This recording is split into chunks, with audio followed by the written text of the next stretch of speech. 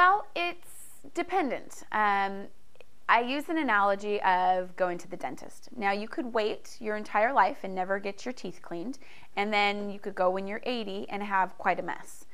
So chiropractic is kind of like that. When you start to feel better and your spine starts to perform the way it has been meant to perform, you may need follow-up visits or, just some preventive maintenance care, if you will. So going back to the teeth analogy, after a person gets braces, they typically have a retainer. That's kind of like chiropractic. After you've gone through your treatment plan, you might need those maintenance visits just to make sure that your spine is stabilized and that you're not doing any more damage to yourself.